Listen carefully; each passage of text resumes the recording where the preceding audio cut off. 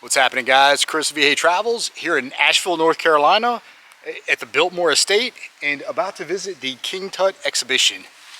Yeah, I'm in the Deer Park Village. Ticket is for 4 o'clock and this should be pretty cool. Yeah, guys, this is a great museum.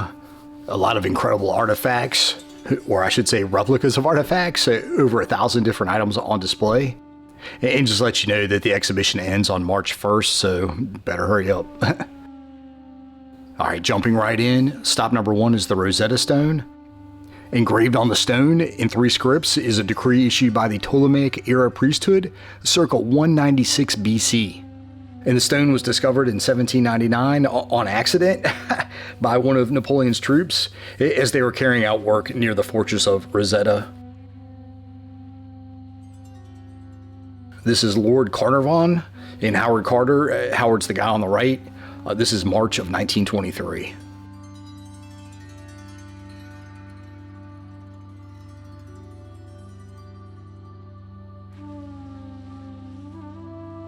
About to get to the good stuff.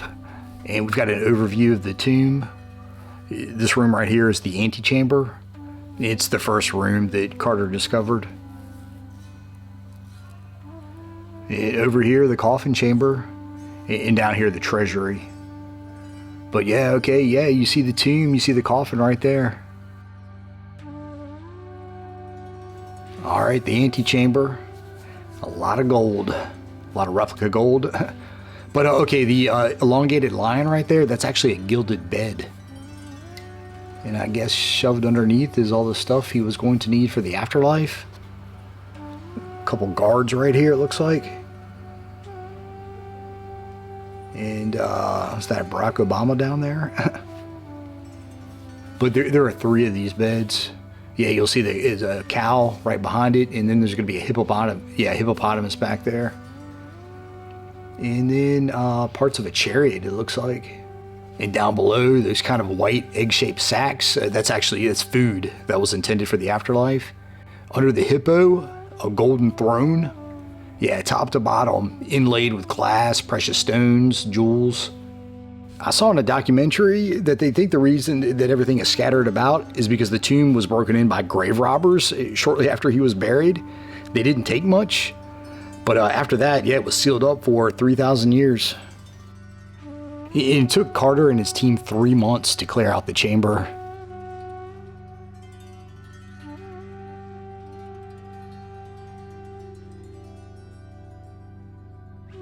Inside the shrine, which is inside the burial chamber, and his gilded coffin,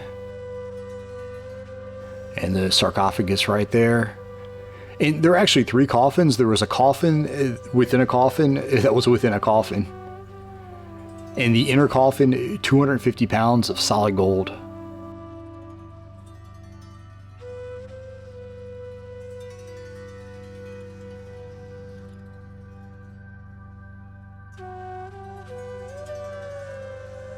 Yeah, really cool. We've got photos.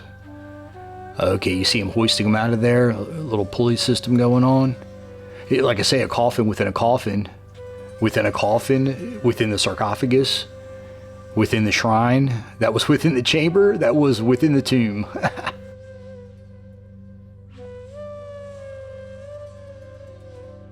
I'll tell anybody who's interested, there's a pretty good series on Tubi called Tutankhamun. Just a 4-part series. It came out, I think, 2017. And it talks about Carter's story, him discovering the tomb.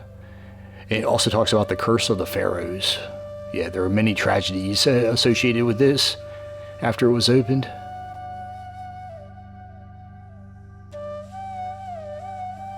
Yeah, so again, the shrine inside the chamber wall right there. And they had just enough room to kind of shimmy down along the wall between the shrine to get to the entrance.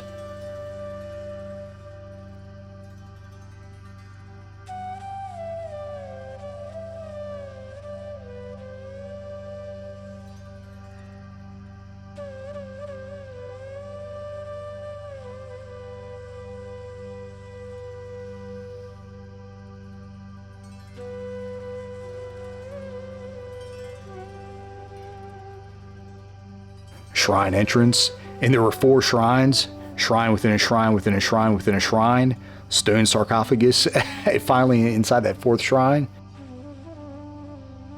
And again, unbelievable how much gold there is.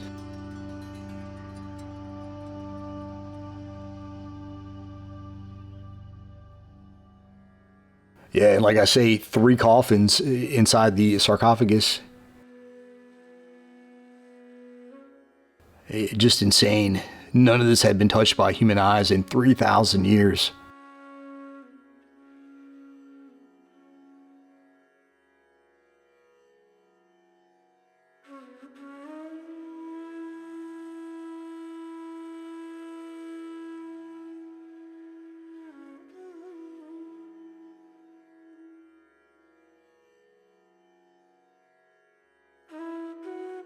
The tomb of Perry, and it's a funeral procession and ceremony. A lot going on here. Looks like people bringing their offerings. Is that a slave boy down there? There's the coffin. Sarcophagus of Thutmose III in the burial chamber of his royal tomb. Here are those 4 shrines that were all inside each other. First shrine. This is gilded wood. In the pattern, they're twin amulet pillars and twin Isis knots. On to number 2.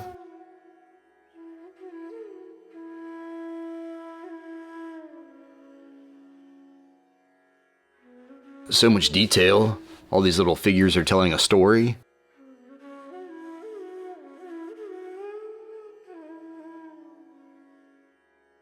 You'll see kind of a strip to the left. That's the ram-headed sun god sailing a barge into the underworld.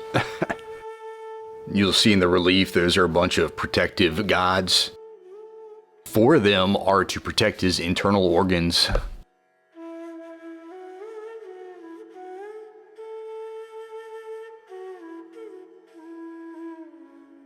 Alright, finally made it to the sarcophagus. The figures on the corners there are the goddesses Isis and Nephthys.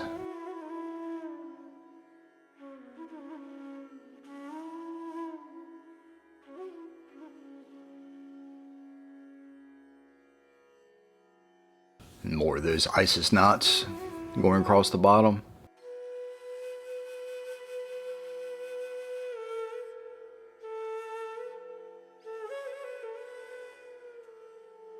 Oh, and again, there are 3 coffins, and this would be the 2nd coffin, the middle coffin.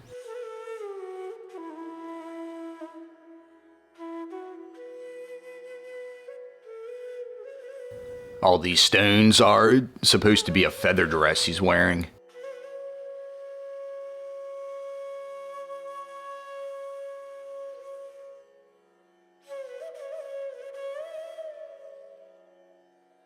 Inside the overlaid gold strips are turquoise, lapis lazuli. I don't know what the red is. All right, now the outer coffin.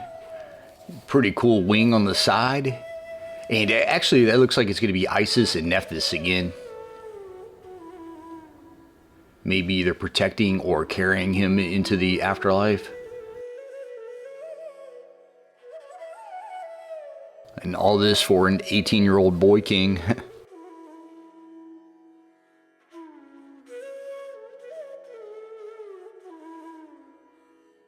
Oh yeah, you'll see the other wings draped across the body.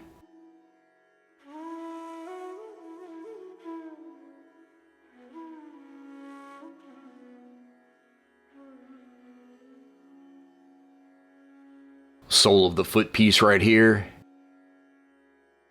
And again, this is Isis with her wings spread. Wow, here it is. It's centerpiece of the entire treasure. Possibly the best archaeological find in history.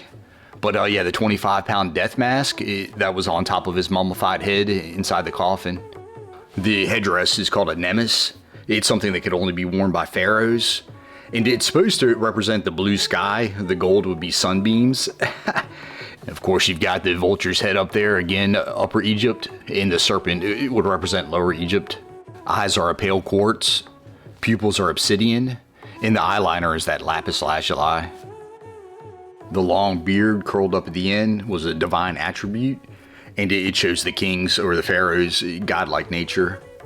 And his ears are different sizes. On the shoulders there you'll see falcons, and they represent the sun god Ra.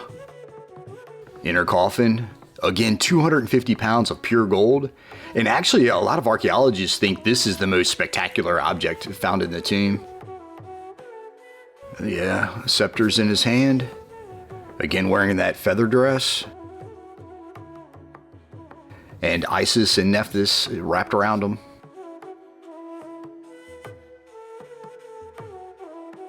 And here's Carter scraping debris off the inner coffin.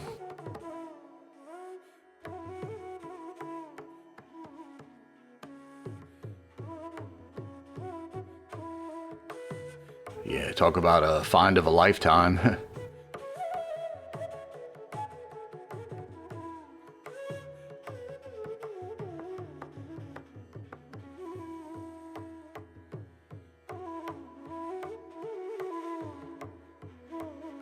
And then on top of the mummified body, we've got these gold bands inscribed with classical funerary texts like spells of the nut, the goddess of the sky, Anubis, the god of mummification, and the 4 sons of Horus, who are responsible for protecting the internal organs.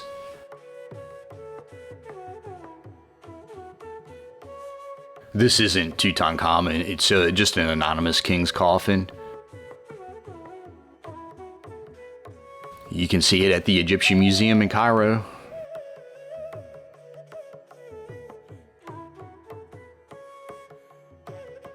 He's got the googly eyes on him, wearing the traditional Egyptian headdress, and you would think there used to be a cobra on his forehead, maybe. This is a mask spell in the papyrus of Nebseni, and it can be found at the British Museum in London. This is just a mask of a private individual from the Ptolemaic period. Serpent amulet on display. A couple vultures.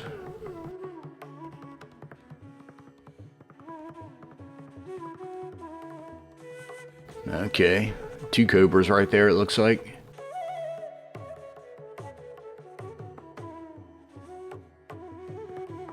The wedged eye, the eye of Horus, famous Egyptian symbol. It represents well-being, healing, and protection.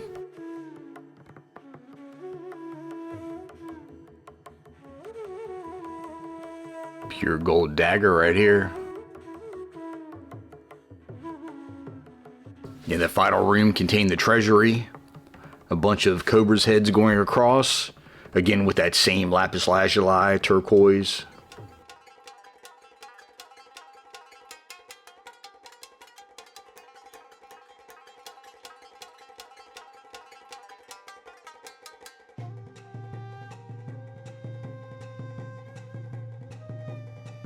These are the canopic coffins used to hold his internal organs. And yeah, they look like miniatures of the middle coffin. And this would be the lid to the canopic chest back here that held those canopic coffins. Okay, yeah, there they are.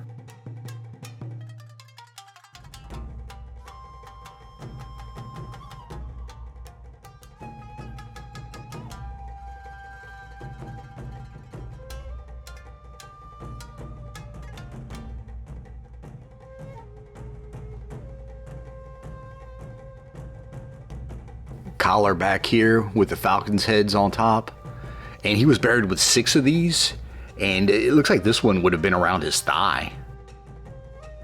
Gold sandals that were found on his feet, and his entire body, including his toes, were wrapped in linen.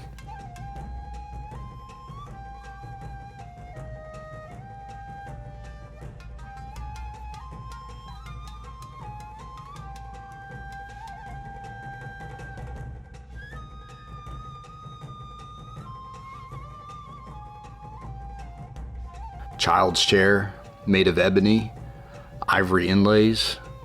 You've got a concave seat and lion's feet down here. Bronze trumpet right here. The bottom one's got a stopper in it.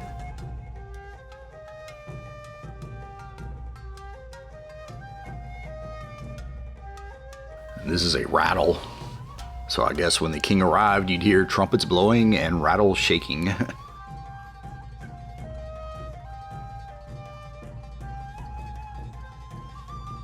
Leopard pattern stool that takes the form of a folding chair. You'll see the little tails coming down on the side. But again, it's ebony with ivory inlay.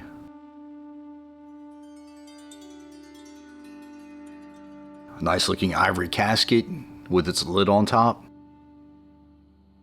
And all these objects are very colorful.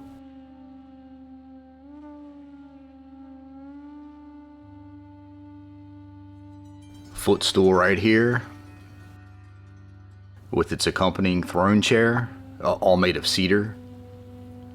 And in the center there is the god Heh, H-E-H. Another throne chair back here, and looks like this one folds up as well. Same ebony and ivory.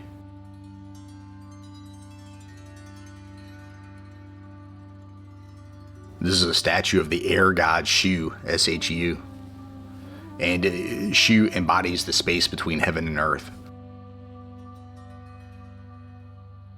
Serpent figure right here, obviously a cobra, and gilded wood on this black pedestal.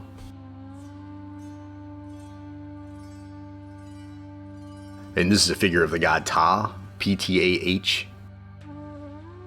Endless amount of interesting artifacts. This is King Tut's throne and footstool. On the back of the chair, underneath the life-giving sun rays of Aten.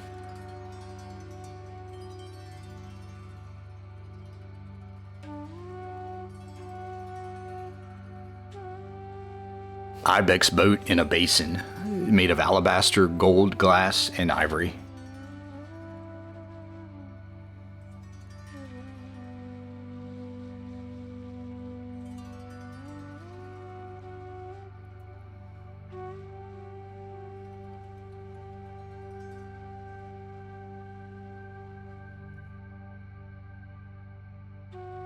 I'll tell you all, with the death of Tutankhamun, the Theban royal family of the 17th and 18th dynasties, it came to a tragic end.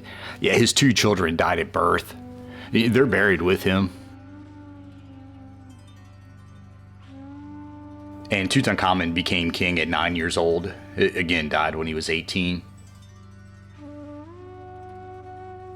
Shield here. Tutankhamun's body takes the form of a sphinx. Lion's body with the head of a man. And of course you have a gold chariot.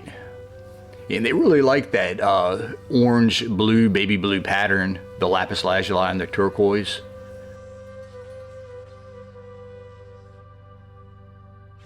I guess kind of like the British royal family's golden stagecoach. They ride in during coronations and jubilees.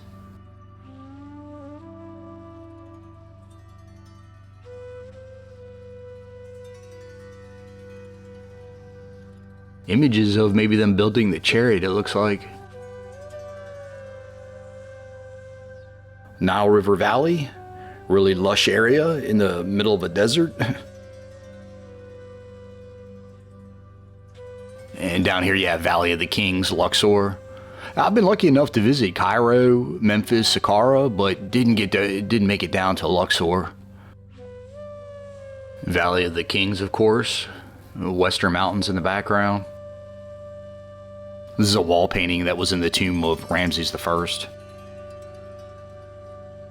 Yeah, there's a photo of them pulling out that lion's bed out of the antechamber.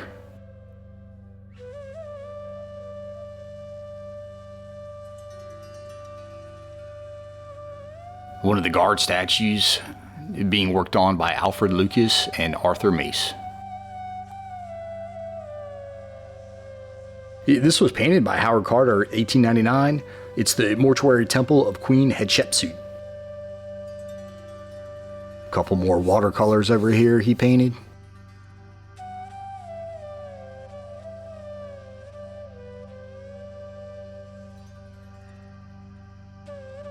Lord Carnarvon again, taking a break, reading a book in the Valley of the Kings. Explorer Theodore Davis there with the beard, and to his right is Edwin Ayrton. 18th dynasty, all your pharaohs and kings and queens. Queen Nefertiti, who was the stepmother of King Tut, looks like. The head of King Amasis. You'll see a lot of these old Egyptian statues with the nose broken off. Most notable, the Sphinx. And from what I found online, this happened centuries ago because they used to believe that the statues were the intersection between humans and the supernatural. Therefore, breaking off the nose would cause the spirit to stop breathing. This is Horus Stella. Holding some snakes, some cobras maybe. That's a monkey on the right, an antelope maybe to the left, and standing on some alligators. Pretty creepy. This is a pre-dynastic head made of clay.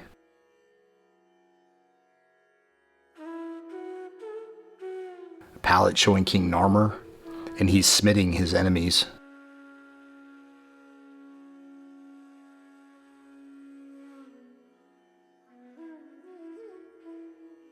As you see, a copper statue of King Pepi. I'll tell you, he was a pharaoh, ruled for over 40 years, and he was the third king of the 6th dynasty. This is Hemiunu, and he was most likely the architect of the pyramids. Stela from the first intermediate period. In the first intermediate period is remembered in Egyptian culture history as an era of chaos and demise.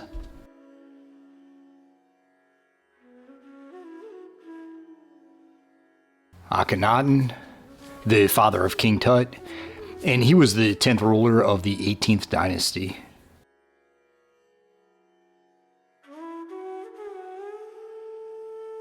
Of course, Queen Nefertiti, his wife, but she's not the mother of King Tut. King Tut was born to one of his secondary wives.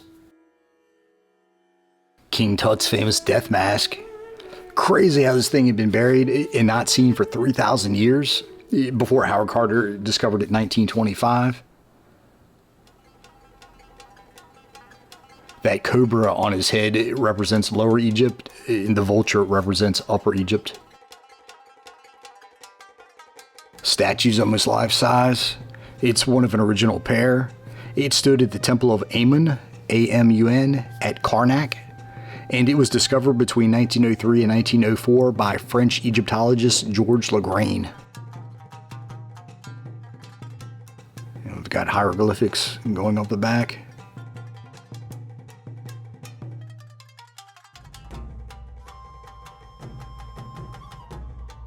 Another bust of Tutankhamun. And this goes back to 1330 BC, and the original sits at the Metropolitan Museum of Art in New York. And this guy with the eyeliner, this is his father, Akhenaten, and sculpted 10 years prior, 1340 BC. And his father, Amenhotep III, King Tut's grandfather. Yeah, and he's also got the cobra on his forehead, nose chipped off as well. This is a portrayal of an expedition to the East African country Punt, P-U-N-T, and it shows the expedition leader with his guards. Statue of Hatshepsut. Oh yeah, we saw this one earlier. Pharaoh with the king's kilt and ceremonial beard.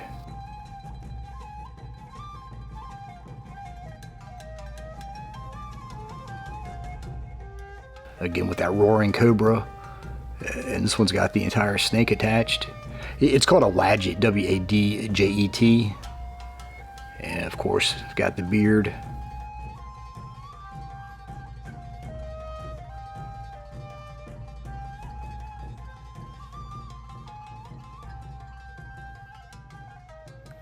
All right, I'm exhausted.